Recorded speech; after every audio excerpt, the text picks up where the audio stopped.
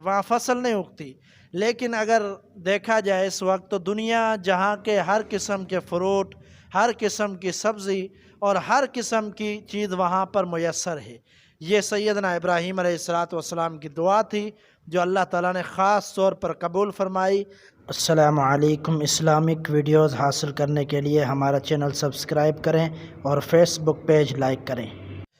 نحمدہ ونصلی ونسلم علی رسولہ الکریم، اما بعد فاعوذ باللہ من الشیطان الرجیم، بسم اللہ الرحمن الرحیم۔ وَإِذْ قَالَ إِبْرَاهِيمُ رَبِّ اجْعَلْ، اور جب کہا ابراہیم علیہ السلام نے بنا دے اے رب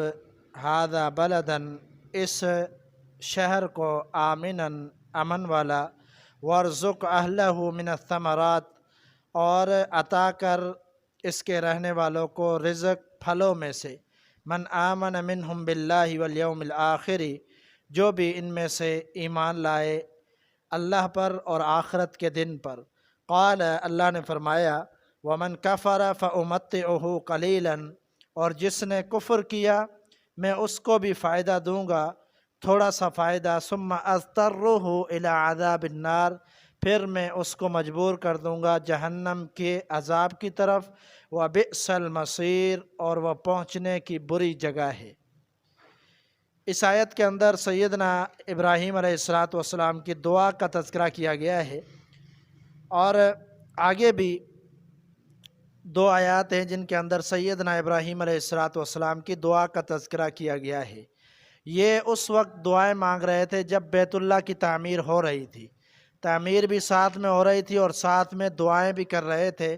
جس میں سے ایک دعا کا اللہ نے یہ تذکرہ کیا کہ یہ ابراہیم علیہ السلام کی دعا تھی کہ اس شہر کو امن والا بنا دے،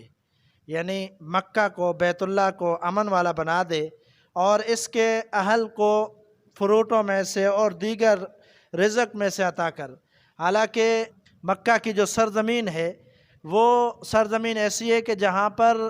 سرسبز سرزمین نہیں ہے، وہاں فصل نہیں اگتی، لیکن اگر دیکھا جائے اس وقت تو دنیا جہاں کے ہر قسم کے فروٹ، ہر قسم کی سبزی اور ہر قسم کی چیز وہاں پر میسر ہے۔ یہ سیدنا ابراہیم علیہ السلام کی دعا تھی جو اللہ تعالیٰ نے خاص طور پر قبول فرمائی کہ اللہ جو آخرت پر اور تیری ذات پر ایمان لاتا ہے اس کو رزق عطا کر۔ لیکن اللہ تعالیٰ نے یہاں پر پھر تردید فرمایا کہ جو مجھ پر ایمان نہیں رکھتے، کافر ہیں اور آخرت پر یقین نہیں رکھتے، تو ان کو بھی دوں گا، لیکن پھر ان کو سزا ملے گی اس بات کی کہ انہوں نے اللہ پر کیوں نہیں ایمان لایا اور آخرت پر کیوں نہیں یقین کیا، اور پھر قیامت کے دن ان کو عذاب کی طرف مجبور کر دیا جائے گا اور ان کو عذاب ہوگا۔ آگے فرمایا کہ وَإِذْ يَرْفَعُ إِبْرَاهِيمُ الْقَوَاعِدَ مِنَ الْبَيْتِ، اور جب قواعد کو اٹھا رہے تھے ابراہیم علیہ السلام اور اسماعیل، سیدنا اسماعیل اور ابراہیم دونوں ایک ساتھ وہ تعمیر کر رہے تھے بیت اللہ کی، اور جب اس کی دیواروں کو کھڑا کر رہے تھے تو اس دوران بھی یہ کہہ رہے تھے ربنا تقبل منا، اے ہمارے پروردگار قبول کر ہم سے یہ نیکی کا کام، انک انت السمیع العلیم، بے شک تو سننے والا، علم رکھنے والا ہے۔ ربنا وجعلنا مسلمین لک، اے ہمارے پروردگار ہمیں بنا دے اپنا فرما بردار، ومن ذریتنا، اور ہماری اولاد میں سے امتا مسلمتا لک، ایک گروہ کو جو تیری ہی فرما برداری کرنے والا ہو، وارنا مناسکنا، اور ہمیں دکھا دے عبادت کے طریقے، سکھا دے یا دکھا دے عبادت کے طریقے، وتب علینا، اور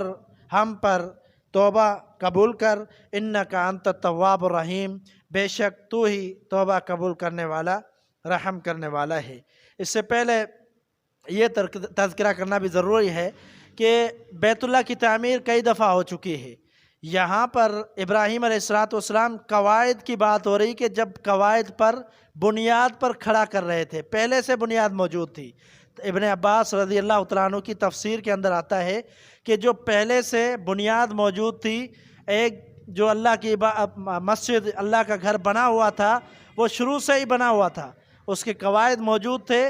وہ جو منہدم ہو گیا تھا اور اس کے نشانات موجود تھے، ان نشانات پر دوبارہ ابراہیم علیہ السلام نے تعمیرات اس کی شروع کی، دوبارہ اسی پر تعمیر کیا۔ اور آپ جانتے ہیں کہ نبی علیہ الصلوۃ والسلام کی نبوت سے پہلے اس کی تعمیر